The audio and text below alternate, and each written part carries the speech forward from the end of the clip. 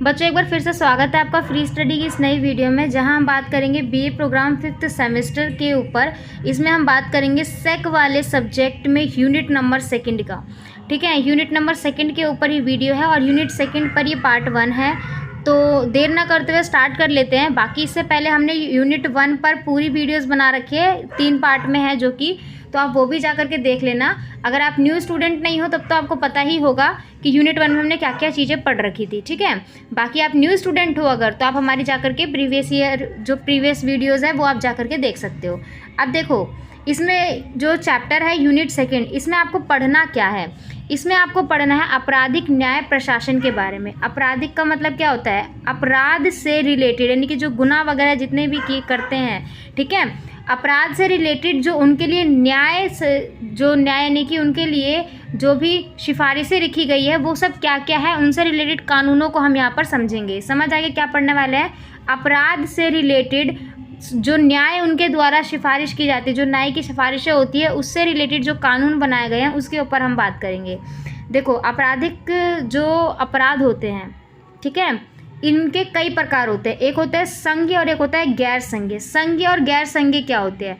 संज्ञेय और गैर संज्ञेय के बीच सिर्फ एक अंतर ये समझो कि संज्ञेय में थोड़े से सीरियस मामले होते हैं, जैसे बलात्कार का मामला हो गया, दहेज की वजह से किसी की लड़की की मौत कर दी है ना, उसको मार दिया, चोरी हो गई, बहुत बड़ी डकैती मार दी किसी ने, हत्या कर दी किसी ने, दिन दहाड़े अपहरण कर लिया, इस तरह की जो घटनाएं होती है वो संज्ञेय में कहलाती है। ठीक है, और गैर संज्ञेय क्या होती है? जो आम होती है, गैर संज्ञेय। ठीक है, इन बहुत बड़े मुद्दों से हट करके जो भी अपराध है वो सारे किस में जाते हैं? गैर संज्ञेय में। क्लियर है? 2 शब्दों में मैंने आपको क्लियर बता दिया। उसके अलावा एक अपराध की कैटेगरी आती है जमानती और गैर जमानती। जमानती और गैर जमानती क्या होते हैं?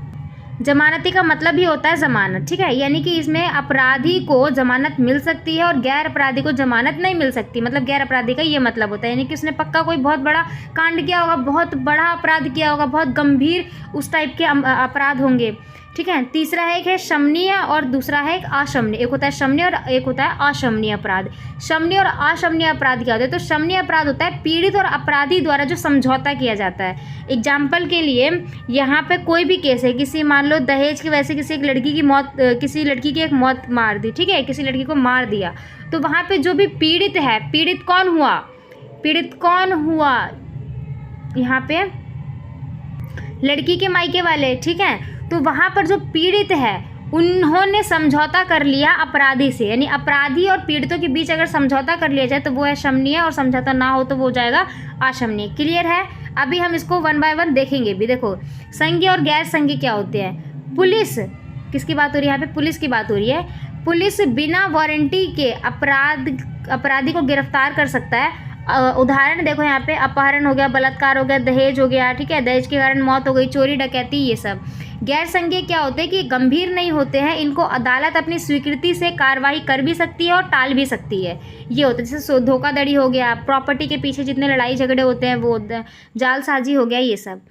जमानती और गैर जमानती क्या होते हैं? देखो, जमानती जो है वो दंड प्रक्रिया संहिता 1973 में जो जारी हुई थी उसमें कही गई बात इसके अंदर शामिल है।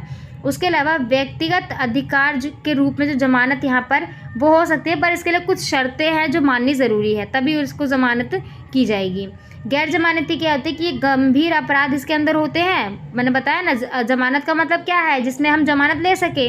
गैर जमानती जिसमें हम जमानत ना ले सके, तो मतलब आप जमानत कहाँ नहीं मिलेगी? जो बहुत गंभीर अपराध में फंसा होगा।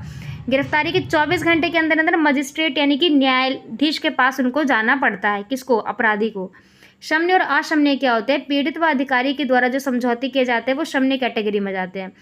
पक्षकार होता है, यानी कि जो पक्ष में होता है, आपस की सहानुभूति कर लेता है और अधिकार के बिना इजाज़त के भी अपराधी को दोषमुक्त करा सकता है। यानी कि अगर दोनों ही पक्ष है आपस में समझौता कर लिया तो पुलिस क्या करेगी भाई? इसमें केस वहीं बंद हो जाता है। स्वभाव से ये गंभीर होते हैं और बहुत ज़्यादा टाइम भी लेते हैं। क्लियर हो गया कि अपराध कितने टाइप के होते हैं? अब कोई डाउट नहीं होगा। अब देखो, अपराध में एक चीज़ आप पढ़ते हो, FIR, फर्स्ट इन्फॉर्मेशन रिपोर्ट इसको बोला जाता है। ठीक है, हिंदी में बोलते हैं प्रथम सूचना रिपोर्ट। ये क्या होता है? तो ये एक दस्तावेज होता है, यानी कि एक डॉक्यूमेंट होता है, ये पुलिस द्वारा लिखा जाता है।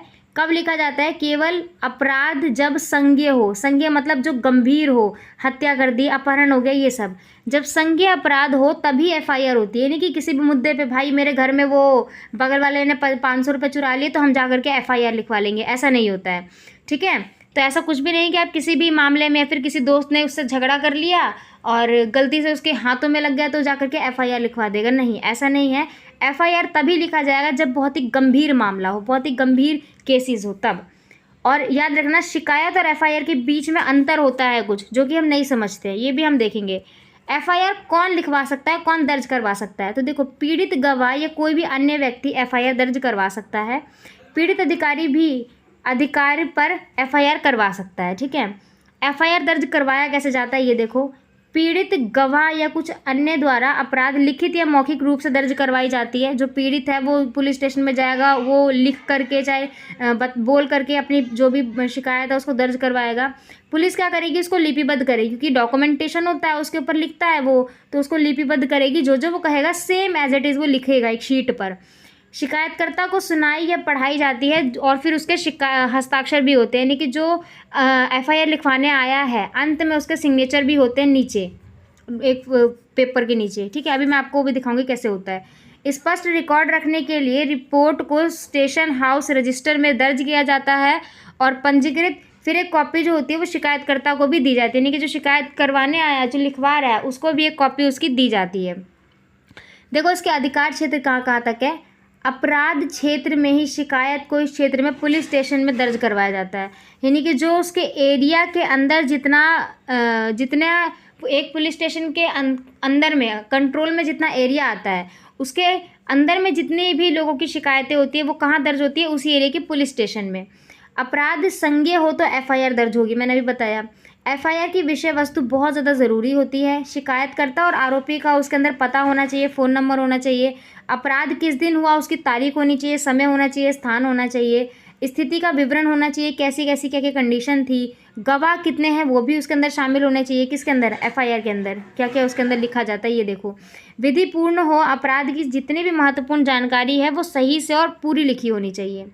क्यों ज़रूरी है एफआईआर? क्या बिना एफआईआर के कोई केस दर्ज नहीं हो सकता? तो बहुत ज़रूरी है ये, क्योंकि ये एक दस्तावेज है और उसको लंबे टाइम तक हम जीवांत रख सकते हैं, सबसे बड़ी चीज़। आपराधिक कार्रवाई करने में बहुत ज़्यादा मदद करती है ये। सूचना प्रमाणित और सच्ची घटनाओं पर आधारित होती है, यानी कि प्रमाणित हो जाता है। कुछ लोग एफआईआर दर्ज करने से मना क्यों कर देते हैं? तो सबसे बड़ा कारण है, अगर वो असंज्ञेय है तो वो मना कर देगा, यानी कि गंभीर केसेस नहीं है और तुम एफआईआर चले गए लिखवाने, तो पुलिस अधिकारी मना कर देगा कि भाई मैं एफआईआर नहीं लिखूंगा या लिखूंगी। ठीक है, अपराध क्षेत्र के पुलिस अधिकारी के पास सभी शक्तियाँ होती है। संज्ञेय होने पर शिकायत दर्ज होगी तो सीधे मजिस्ट्रेट जांच करने के लिए निर्देशित उसको करेगा। ठीक है, अब देखो शिकायत क्या होती है।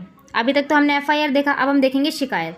शिकायत को, और शिकायत तो यहाँ फिर लिखा है, यहाँ लिखना एफआईआर, गलती हो गया होगा यहाँ पे, यहाँ लिखना एफआईआर। तो शिकायत और एफआईआर में काफ़ी अंतर होता है, जबकि इसको लोग समान ही समझते हैं। मैं शिकायत लिखवाने जा रहा हूँ मीन्स एफआईआर लिखवाने जा रहा हूँ। इसकी एक देखो परिभाषा, पीड़ित द्वारा मजिस्ट्रेट को मौखिक या लिखित रूप से शिकायत दर्ज करवाई जाती है, जिससे ज्ञान होता है कि अपराधी का अपराध क्या है। तो ये क्या है? ये शिकायत है, यानी कि पीड़ित गया है मजिस्ट्रेट के पास, उसको उसने बोला कि भाई मेरे साथ ये प्रॉब्लम है, बस ये क्या है? उसकी एक शिकायत है। अब देखो, इसी शिकायत के दो पहलू हैं, यानी कि अपराध के दो उपकरण हैं, एक है गिरफ्तारी और एक है निरोध। गिरफ्तारी का मतलब क्या होता है? किसी को अपने अंडर में लेना, कानूनी नियंत्रण के तहत अपराध करने के आरोपी व्यक्ति को पकड़कर उसे रोकना या उसकी स्वतंत्रता को बंद करना, यही क्या है? गिरफ्तार है। एक होता है हिरासत। हिरासत जो है कब शामिल हुआ था? ये 1872 में शामिल हुआ था। कौन से अधिनियम में? भारतीय साक्ष्य अधिनियम में। व्यक्ति की औपचारिक गिरफ्तारी के लिए और व्यक्ति की देखभाल और सुरक्षा का उद्देश्य इसके अंदर शामिल है। गिरफ्तारी के लिए हिरासत होना बहुत ज़रूरी है और हिरासत में गिरफ्तारी नहीं की जा सकती। ठीक है, हिरासत का मतलब है अपने अंडर लेना और अंडर लेने के बाद उसको गिरफ्तार किया जाता है, यानी पहले हिरासत में रखेगा उसको, फिर गिरफ्तार करेगा।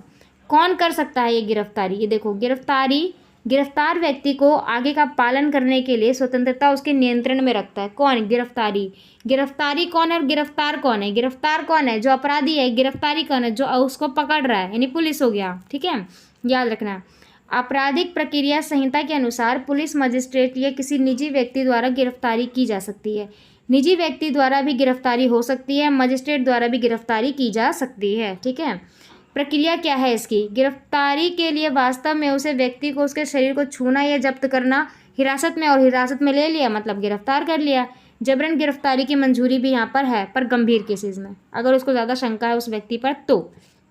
गिरफ्तार व्यक्ति का कुछ अधिकार भी होते हैं। ऐसा नहीं है कि भाई तुम किसी को भी अधिकार में ले लोगे और कुछ भी करोगे, उसके भी कुछ अधिकार है जो उसको मिलने हैं। संविधान में दंड संहिता प्रक्रिया में सुप्रीम कोर्ट के निर्णय और अन्य मानवाधिकार के गिरफ्तारी व्यक्ति के अधिकारों के बारे में कुछ कहता है। क्या कहता है? गिरफ्तारी के पीछे का कारण उसको पता होना चाहिए कि क्यों उसको गिरफ्तार किया जा रहा है। ऐसे कोई आपको गिरफ्तार नहीं करेगा, आपको ये पता होना चाहिए कि मुझे गिरफ्तार क्यों किया गया है। ठीक है, जमानत के लिए वो आवेदन भी कर सकता है। 24 घंटे के अंदर अंदर उसे मजिस्ट्रेट के सामने पेश होना ही होगा। निःशुल्क कानूनी सहायता है, अगर उसके पास पैसा नहीं है कोई वकील वगैरह हायर करने की तो वो गवर्नमेंट देगी, गवर्नमेंट उसको वकील देगी, सरकारी वकील जिसको बोला जाता है। चिकित्सा व्यवसायिक द्वारा जांच का अधिकार है, यानी कि उसे अपने स्वास्थ्य, अगर उसको लग रहा है कि उसकी हेल्थ ठीक नहीं है तो वो बोल भी सकता है कि भाई मेरा स्वास्थ्य ठीक नहीं है, सरकार उसका खर्चा उठाएगी। मौलिक अधिकार उसके साथ रहते हैं ऑलवेज। ठीक है, तो ये अधिकार है जो उनको मिलने चाहिए। गिरफ्तार व्यक्ति की कुछ नज़रबंदी होती है। देखो, अनुच्छेद 22 के 2 भाग के तहत गिरफ्तार व्यक्ति को 24 घंटे के अंदर अंदर मजिस्ट्रेट के सामने रखना होगा। 24 घंटे तक नज़रबंदी में ही रखना है। नज़रबंदी मतलब बिल्कुल अपनी नज़र के कंट्रोल में। मजिस्ट्रेट अपनी संतुष्टि के लिए उचित और सही अवधि के लिए नज़रबंदी कर सकता है। 15 दिन से ज़्यादा नहीं रख सकता, लेकिन अगर मजिस्ट्रेट को उस पर शक होता है, उसको और हिरासत में रखना चाहता है, तो वो वही दिन 60 बढ़ा सकता है और मृत्यु या जीविका कारावास करने के लिए 90 दिन तक भी उसको हिरासत में वो रख सकता है। अब देखो, गिरफ्तारी को लेकर के महिलाओं और बच्चों के लिए कुछ अधिकार है जो यहाँ पर शामिल है। पुरुष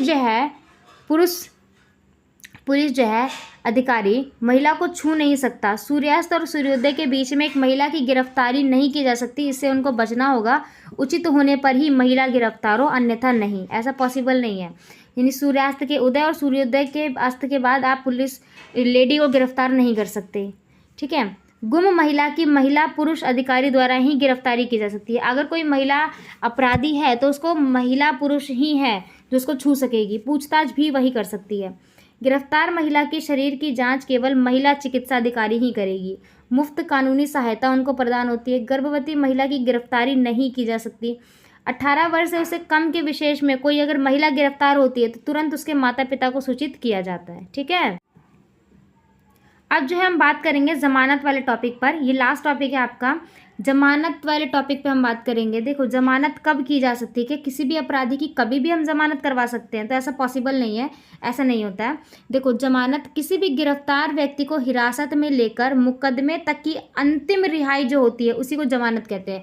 यानी किसी व्यक्ति को पुलिस ने हिरासत में लिया, फिर उसको गिरफ्तार कर लिया और उसके गुनाह साबित ना होने तक उसको अपने कंट्रोल में रखना। ठीक है, और गुनाह साबित होने के बाद उसको छोड़ देना, यानी कि उसकी अंतिम रिहाई करना, क्या है? जमानत है।